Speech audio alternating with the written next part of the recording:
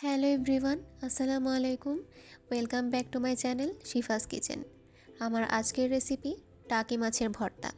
টাকি মাছের ভর্তা তো অনেকভাবেই খেয়েছেন, তবে এভাবে একবার বানিয়ে খেয়ে দেখুন, সাদা ভাতের সাথে অসাধারণ লাগবে।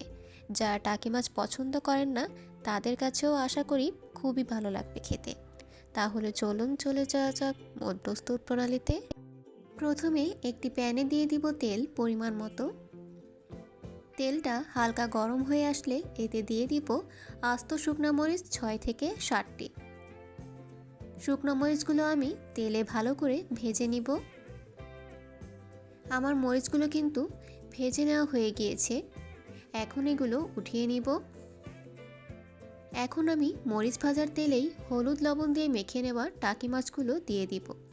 মাছগুলোকে আমি অফ ক্যামেরায় ভালো করে পরিষ্কার করে কেটে হলুদ লবণ দিয়ে মেখে রেখেছিলাম। এখানে আপনারা আপনাদের পছন্দ মতো যে কোনো মাছ দিয়ে এই ভর্তাটি করতে পারেন, তবে টাকি মাছ দিয়ে করলে কিন্তু বেশি ভালো লাগে।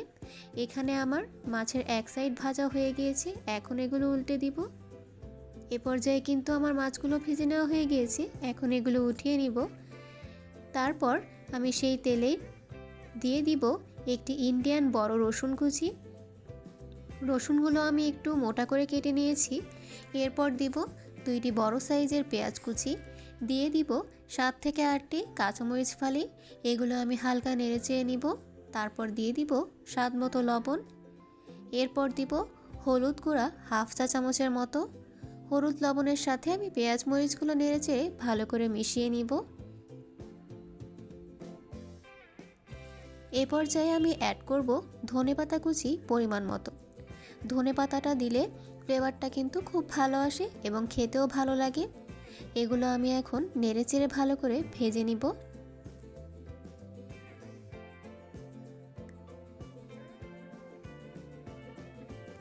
এখন আমি এর মধ্যে দিয়ে দিব টাকি মাছগুলো। অফ ক্যামেরায় আমি মাছের কাঁটাগুলো বেছে নিয়েছিলাম। সব কিছুর সাথে আমি এখন মাছগুলো হালকা করে ভেজে নিব। এই পর্যায়ে আমি এগুলো ভালো করে ভেজে নিয়েছি। এখন আমি এটা ঠান্ডা করে শিলপাটায় বেটে নিব। অফ ক্যামেরায় আমি ভর্তাটি বেটে নিয়েছি। এখন আমি এর উপর থেকে ফ্লেভারের জন্য ছড়িয়ে দিব সামান্য সরিষার তেল। এই ভর্তাটা আপনারা পাটায় বাটা ছাড়াও ব্লেন্ডারে ব্লেন্ডও করতে পারেন, তবে পাটায় বাটা ভর্তা কিন্তু একটু বেশিই মজা হয়। ব্যাস রেডি হয়ে গেল লোভনীয় টাকি মাছের ভর্তা। এর স্বাদ মিস না করতে চাইলে আশা করি আপনারা একবার হলেও এই ভর্তাটা বাসায় বানিয়ে ট্রাই করে দেখবেন।